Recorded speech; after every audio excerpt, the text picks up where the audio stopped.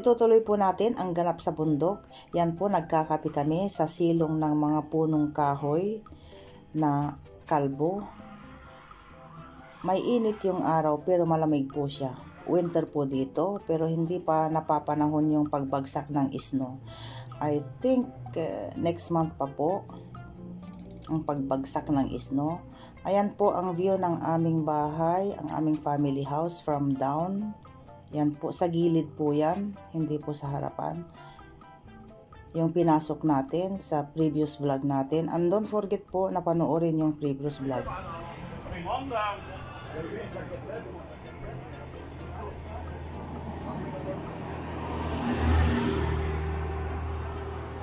So, yun na yung sinasabi ko guys. Dito, yun, paalis na nga kami. Tapos mga kapitbahay, nakita yung I'm coming! Nakita yung magkapatid. Sige, tinawag sila. Ako naman, nakabuntot sa kanila. So, nagkape na kami doon. Magkakape na naman kami. Yes, I'm coming! Yung bali mga pinsan or mga kapatid. I mean, mga pinsan, second cousin ng biyanan kong babae po. So, punta tayo doon. Malaking villa. Puros mga kakilala nila ako dito guys. Kaya pag pumupunta ako dito, para akong artista. Para tayong artista. So, okay. I-flip natin yung camera para tignan natin. Yes!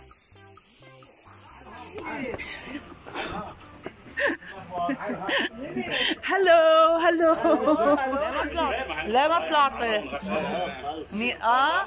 يا حبيبتي يا جزيل يا اهلا بك صايره تجحش عاملين لا لا لا لا بردانين لا لا لا هنصور لك تعال ما انا عايز والله عايز تعال نقعد اهو ما بدي فوت صورك لجزيل كنت اسرق لها البيت لانطوانيت انا في عم اقول لك كنت اسرق لها البيت لانطوانيت يا بيي ما بقى عندك جيش ما بقى عندك صار هذيك الايام ما بقى فيك تسرق والله يا ريت في دجاج وتسرق. So ayan guys, nagkakape na naman kami at kwentuhan na hindi matigil-tigil. I-share ko lang yung nakakatuwang kwento nila, mga kalukuan ni Habi nung bata pa sila. Hindi ko na naipaharap ang camera guys, nahihiya ako. Ganyan na lang. Tapos maluwang po yung salas nila. Tapos ang kwento nila is itong place na ito kung saan kami nakaupo ay paggabi na maraming kabataan daw ang pumapasok dyan at dyan sila nanonood ng TV. Wala pang TV sinahabi noon. Kaya may pinapanood silang everyday. Gaya din sa atin. Tandaan nyo guys, sa atin, iilan pa lang ang may mga TV noon at doon tayo nanonood. Ganon din po, itong place na ito daw, nung bata si Habi, dito sila nakikinood ng TV. At isa pa, na ako'y tawang-tawa, kwento nila yung kalukuhan ni Habi na nagnanakaw daw siya ng itlog. Not exactly nagnanakaw. I mean, meron silang manukan. Tapos ang ginagawa ni Habi, bumibili siya ng normal na itlog sa tindahan. Tapos ninanakaw niya yung itlog ng mga manok nila. Tapos pinapalit niya. Dahil iba kasi yung lasa ng itlog ng native. So sabi ng matanda, ba't iba ang lasa nito? Parang hindi fresh egg, hindi native egg, sabi ng matanda. So minsan inantabayan na niya, ba't ganun ang nangyayari? So ayun, nahuli si Habi. May dala-dala siyang 4 na itlog daw. Kumuha siya ng 4 na itlog doon sa kulungan, 5 or 6, ewan ko. Tapos pinalit niya yung binili niya doon sa manukan. Tapos kinuha niya yung fresh egg. Ayun. At dito guys, iba na naman ito. Sa side ng mother-in-law ko naman ito. Kapatid ng mother-in-law ko. Nandyan po na naman kami. Dahil nga katatapos naming nagkape. Kwentuhan muna at pinakain kami ng persimmon ba yan? Oo, masarap. Galing sa garden nila. Oo, kwentuhang hindi matigil-tigil. Last time na may video ako guys, dito rin kami pumunta pero sa may labas, summer noon. Tapos dito sa may looban ng bahay nila. Kapatid po ng biyanan kong babae ito.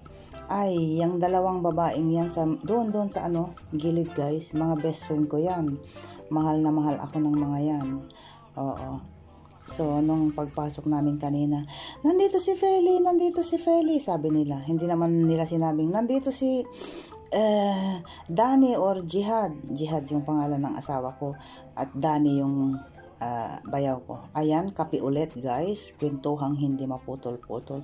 Basta pag nagpupunta kami dito guys, ang sarap ba ng feeling? Yung kwentuhang maririnig mo yung kalukuhan ng asawa mo, kalukuhan ng bayaw mo, tapos yung mga pinaggagawa ng mga biyanan mo or mga sister-in-law mo, mga ganun ba? Oo. At yan, magkape po tayo. Kape po tayo ng mapait at masarap na kape. Yan, hindi yan mawawala pag may bisita. Pangatlong kape na yan guys, dire-diretso. Opo. At ayan, patuloy sa aming pagkakape. And then yung mga bata, nakita namin sila, yung mga anak nila, pero hindi ko na na-video guys. Malalaki na rin sila. Na noong time na yon mga baby pa. At ayan, yung pinsan ni Habi, nag-cheers siya. Malalaki na rin yung mga anak nila guys. Oo, nauna yung hiya ko kanina, so hindi na tayo nakakuha ng mga video. Mga kaedad din ng mga anak ko ang mga anak nila guys. Tapos malaki po yung bahay nila. Super laki. One eternity later. Hello guys, good morning. So magluto muna tayo guys bago natin dugtungan yung kwentuhan na nangyari doon sa bundok. So yun nga, dumating kami, napagod ako guys. Tapos sarado ang aking ilong guys. At ito po nga pala, ito'y maganda yung panahon today. At dandelion po ang pangalan nito, masustansya po. Yan, nahugasan na natin. And then iboboil po natin yan. Marami po yan, pero pag naboil, konti lang po siya. Ayan, nahugasan na ng bonggang-bongga. Paborito ko po ito. So sabi ko, sinisipon ako. Ito'y maganda pag meron kang nararamdamang ano ba. Basta masarap po ito at saka masustansya. So sabi ko, mag-veggie na lang ako. So, iboboil po natin yan at pag binoil natin, kukunti lang po ang matitira niyan kung maboboil ng bonggang-bongga. Yan na po siya guys. Yan. Okay, so ang gagawin natin dyan guys, igigisa natin sa maraming sibuyas at bawang. At yan na po, nagisa na natin. Express, di ho ba? Yan, nagisa na po. At yan po yung pang-topping natin na sibuyas. Ang bango po at ang sarap. At yan na po ang ating plating. Yan, kaya kong kainin lahat yan guys. Oo. I think para lang sa akin ito guys. Gagawa po tayo ng pagkain ng ating mga kasama dito. At hindi naman nila paborito ito. Ako lang naman at saka si Habi. So gagawa tayo ng pagkain ng mga bata mamaya-maya, and then tutuloy natin yung kwentuhan. Meron pa akong idudugtong na kwento, yung pagpunta namin sa bundok. Morning po, ayan, amoy sibuyas po tayo. Kape po tayo, kape. Actually, milk po pala. Milk tayo, parang ako'y nanlalataba na ibang pagod. At tingnan nyo yung t-shirt ko, naka-t-shirt ako. Doon sa bundok talagang as in talagang malamig na malamig. Dito naka-t-shirt ka lang. May lamig naman, pero carry pa naman. Oo. At ikwento ko lang, yung mga dinaanan namin doon sa bundok, kung saan kami nagkape. May mga pabitbit pa guys. May nagpabitbit ng apple, mga orange, mga ganun ba. So yun nga, ginabi na kami sa pag-uwi. Tapos meron pala kaming dalang 3 galon. Nag-igib pa kami sa spring water. Oo. Hindi na ako nakakakuha ng video dahil pag magbi-video naman ako madilim. So wala din. So masarap po yung yung spring water. Yung bang pakiramdam na yung bang umiinom ka ng talagang galing sa kabundukan. Oo, fresh po siya na masarap, iba yung lasa ba. Oo. Tapos yun ang nangyari, and then nakatulog ako sa sakyan, guys. Parang nanibago ako at naturiri yung tainga ko. Imagine, dire-diretso yung 4 na oras, 5 oras sa pagkukwentuhan. Ako naman yung style ko, guys, pag ganoon na tipon-tipon, nakikinig lang ako dahil ang Arabic ko naman putol-putol pa. Nakikisabay naman ako sa kwentuhan nila, pero pasingit-singit lang. Gets niyo yun? Hindi pa ako yung parang expert sa Arabic, so pag nakikipagkwentuhan ako, putol-putol lang. So most of the time nakikinig lang ako sa mga kwentuhan nila, pero alam nilang naiintindihan ko lahat ng usapan nila. So ayun, at ano pa ang nangyari. At okay, maidugtong ko, guys, dahil medyo mahaba-haba na yata ito. May i-share akong video dyan na hindi ko na-share nung mga previous vlog natin, yung si Lucky. Hindi ko pala naisingit ito para lang matawa kayo.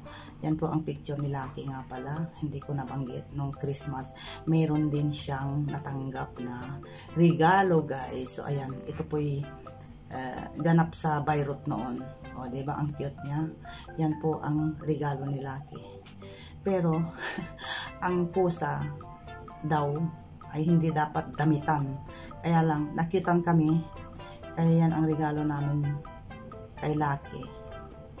Ayan. So, yun na yun, guys. Salamat po sa pagsama nyo sa amin sa 2 episode previous vlog at saka itong vlog na ito. At huwag pong kalimutang panoorin yung previous vlog, maganda po rin yun. Bali magkatugtong lang ang ginawa ko.